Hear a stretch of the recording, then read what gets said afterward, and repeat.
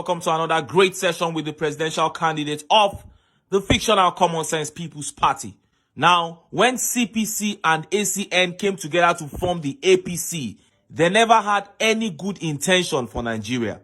Their major aim was to get hold of power and begin to plunder the resources of this country.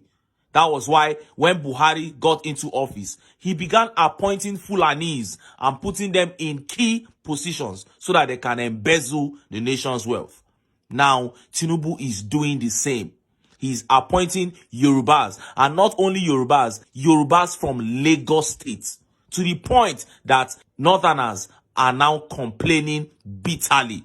How hypocritical. They even called themselves together. Their elders had one very big meeting where they called all the media houses and complained bitterly about what Tinubu is doing. But before I show you what they said and how Nigerians reacted, let me quickly show you this video that melted my heart. This video made me sad and happy at the same time. Happy because one African nation was lending a helping hand to another African nation. And it made me sad because it means that Nigeria is now beginning to lose relevance totally in Africa. And this would not have been happening if we had the right leadership.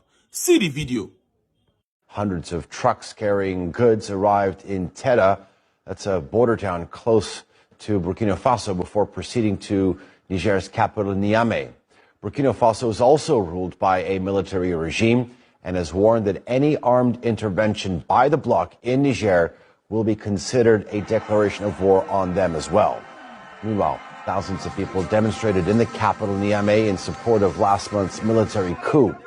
The junta is saying that it will be restoring civilian rule within 3 years. Now, what you saw there were hundreds of trucks from Burkina Faso sending food and other items as aids to Niger Republic. Why? Because other West African countries have stopped doing business with Niger. They have placed sanctions on Niger because of the coup that took place there. The citizens of Niger are in support of the military.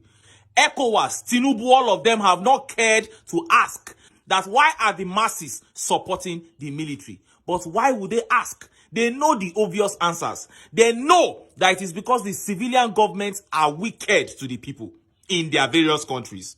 They know that they are evil and all they do is to steal and plunder the resources of the states. And they know that that is why the people got angry and threw them out of office. So what they are doing in essence, they want to impose civilian rule on Niger Republic, even though the people have rejected the civilian rule. And Burkina Faso said, no, you have sanctioned them, but we are going to send aids to them. They are our brothers. And if they say this is what they want, the will of the people must be allowed to reign supreme.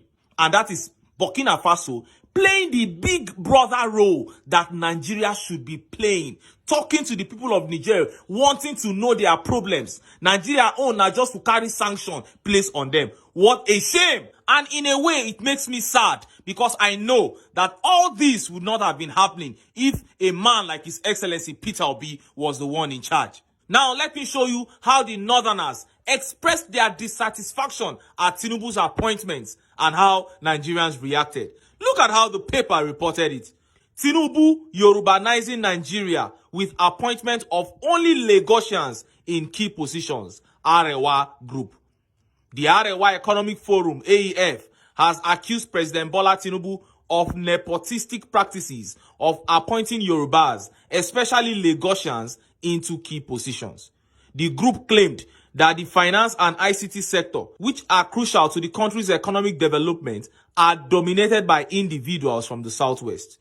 We are afraid to state that a situation whereby the appointees in crucial economic sectors are not only from Southwest, but also connected to the Lagos axis, suggests a deliberate Yorubanization and Lagosization of the polity, said the forum's chairman, Ibrahim Dandakata. He spoke in Abuja on Wednesday at a press conference organized by the forum to register his dissatisfaction with the seemingly nepotistic appointments made by Mr. Tinubu. Mr. Dandakata stated that the finance minister Wale Edun and acting governor of CBN Fola Shonubi are Southwesterners. He added, the Ministers of Communications, Innovation, and Digital Economy, Mr. Bosun Tijani, is from Southwest, and even the chairman of Senate Committee on ICT, Senator Afolabi Salisu, and that of House of Representatives, Honorable Adedeji Olajide Odidiomo, are also from Southwest. He explained that the North was left out in the finance and ICT sectors, despite their role in ensuring the president's victory during the general election. Mr. Danda Carter also pointed out that the chief executive officers of some key government agencies who were previously Northerners were replaced with Lagosians by the current administration. You heard that. Now, well, today I pray for President Tinubu that as long as he remains the president of the Federal Republic of Nigeria, God, please forgive him and give him wisdom for all the wrongdoings and his sins. Lord, I pray for the sake of innocent Nigerians to show him mercy. For all the deception during electioneering campaign about Nigeria being good and better under APC as compared to PDP, I pray that God will ignore the lies. But I am very upset that Vice President Shettima has the effrontery to say that Nigeria is in a mess. All Nigerians cannot forget how the presidential candidate of APC, the one our current president called Ogunefori APC, he said he will give us a recipe or help to remove migraine and headache.